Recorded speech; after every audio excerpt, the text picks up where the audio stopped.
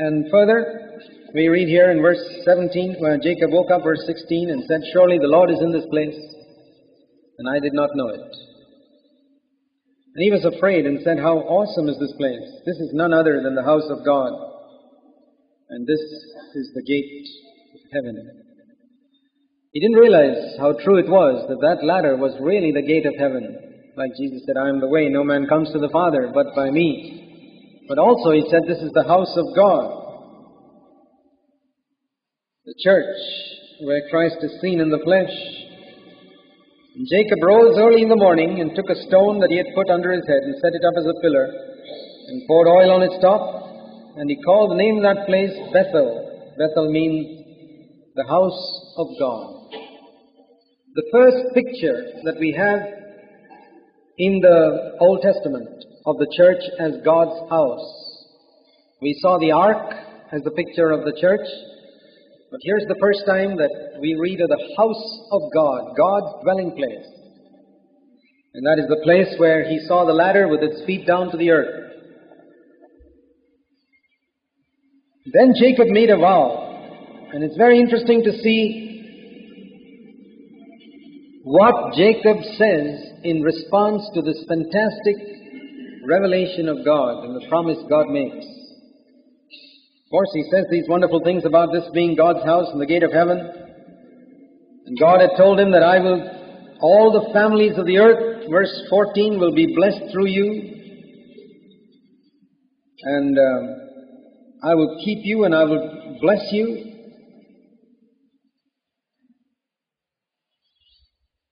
But Jacob responds to that in this way.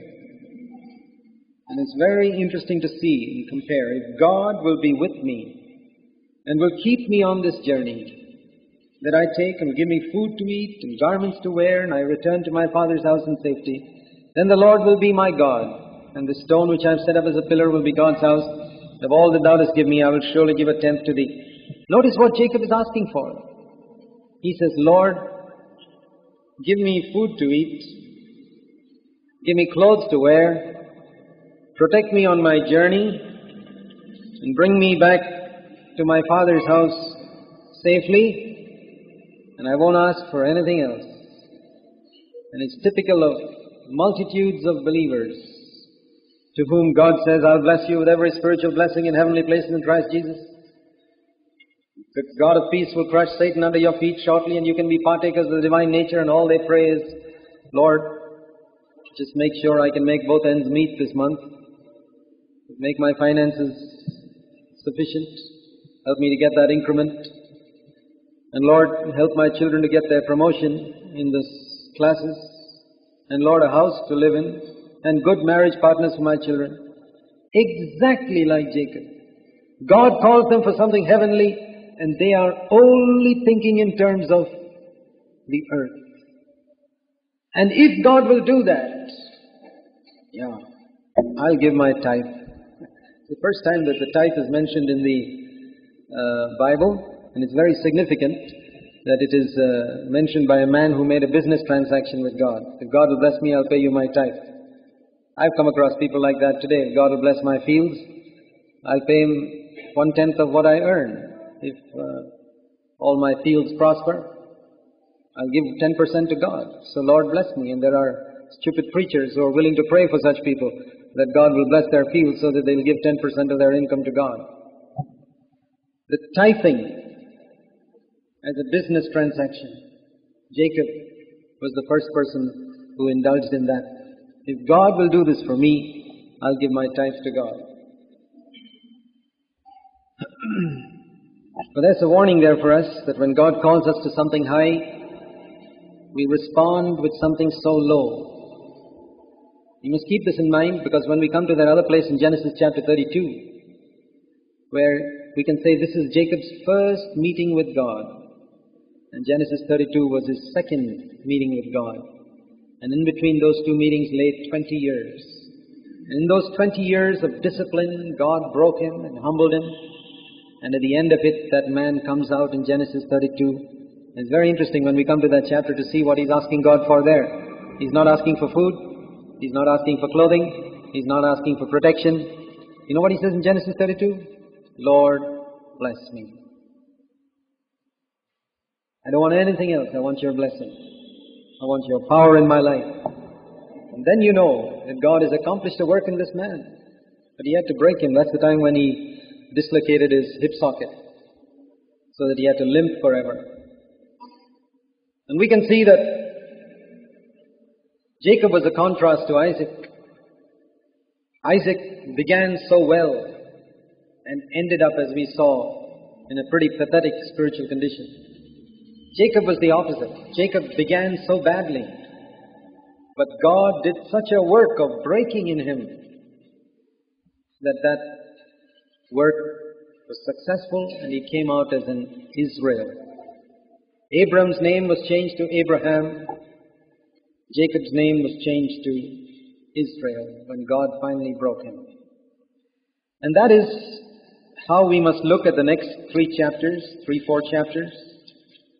that we are going to study. It's going to be a study of how God broke this deceiver, this schemer, this man who thought, now my father has laid his hands on my head and I'll be all right. And the sun had only set on his life. He was going through a period of darkness, discipline. And because he humbled himself under God's mighty hand during those 20 years, he came out as a man of God.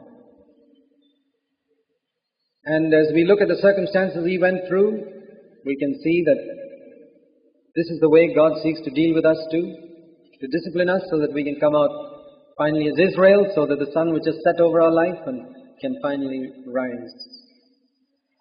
And so we read in Genesis 29 verse 1, Jacob went on his journey and came to the land of the sons of the east.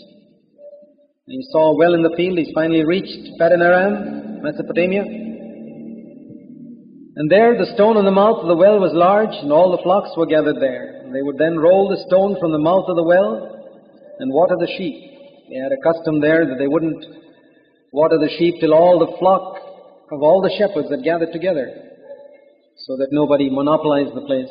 They would leave the well covered with a stone until everybody's sheep had come. And Jacob said to them, my brothers, where are you from? We're from Haran. Do you know Laban? And they said, we know him. And he said to them, is it well with him? And they said, it is well. And behold, Rachel, his daughter, is coming with the sheep. You see, this reminds us of the time when Abraham's servant also went to the same place, Mesopotamia, looking for a bride for Isaac. Now Jacob is also going to the same place, looking for a bride for Isaac. But notice the different way these two people went. When Abraham's servant went, he went with prayer. He said, Lord, guide me. I want to meet the right person. He sought for a sign from God. He sought for the leading of God. And when he got the answer, he worshipped God. We don't see anything of that in Jacob. That was not even a descendant of Abraham. He was Abraham's servant.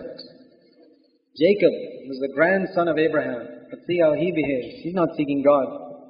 He saw Rachel, and he got all excited because she was good looking. And she was charming. You know, that's what happens to a lot of believers. They can say we're children of Abraham, but they behave worse than Abraham's servants when they see a good-looking girl or a charming one.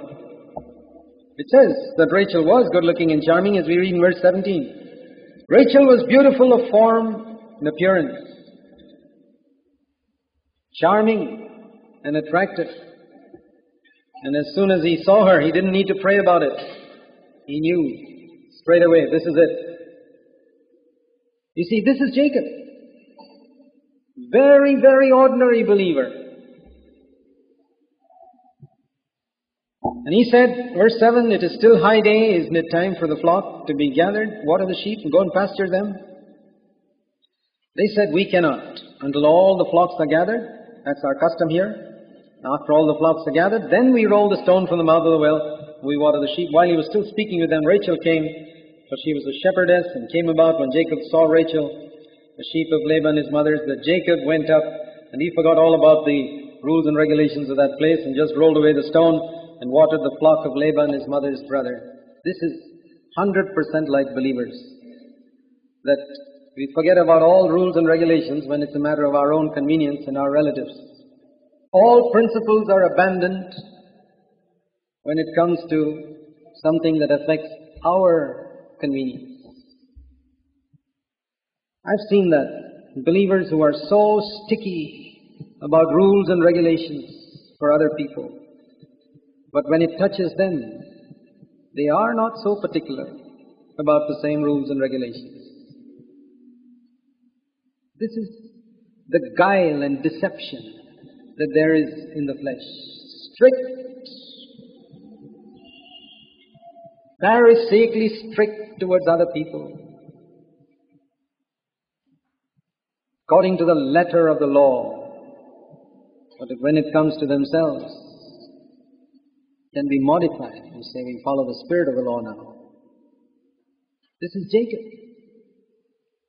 Never mind what the rules and regulations are. Here it's, I've got to impress this girl, and I've got to do something about it. And he rolls the stone away and waters the flock and got all excited about her. And he kissed Rachel and lifted up his voice and wept. And Jacob told Rachel that he was a relative of her father. He was Rebekah's son, and she ran and told her father. So it came about when Laban heard the news, he ran to meet him and embraced him and kissed him and brought him to the house. And Laban said, "Surely you're my bone and my flesh." And he stayed with him for a month. And then Laban said to Jacob, "Because you're my relative, should you therefore serve me for nothing? Tell me, what shall your wages be?" And Laban had 2 daughters. The name of the older was Leah, and the name of the younger was Rachel. And Leah's eyes were weak, but Rachel was beautiful of form and face. There was something unattractive about Leah's appearance. Maybe she had a squint or something ugly about her eyes anyway. And Jacob loved Rachel because she was good looking. So he said, "I'll serve you 7 years for your younger daughter Rachel." And Laban said, "It's better that I give her to you than I should give her to another man. Stay with me." It says here, Jacob served 7 years for Rachel, and they seemed to him but a few days because of his love for her. There's a beautiful verse that tells us how love can make drudgery light. And if a man can love a girl so much that 7 years, multiply that by 365, some 2,500 days, was just like a few days. It was just like about 7 or 8 days. 7 years were like 7 days, just as though he'd worked a few days because he loved her. That's how it is when we serve the Lord out of love. Anything that we do for Him is never a drudgery. His commandments are not burdensome. His service is never a drudgery. No sacrifice will ever be considered a sacrifice when we love the Lord. No service will be inconvenient. Nothing that we give will we ever feel will be too much. And we will not even remember what we have done for the Lord, where there is love. But when love disappears, 7 days of work can be like 7 years. We serve one another. I've come to see one thing. If you serve your brothers just as brothers, you'll always look for gratitude. And after some time, it'll become a drudgery. You can never endure for 7 years serving a brother. But if you do your service as unto the Lord and not as unto a brother, that everything, even if it's done to a brother, you say, that's not for him, I'm doing it as unto the Lord.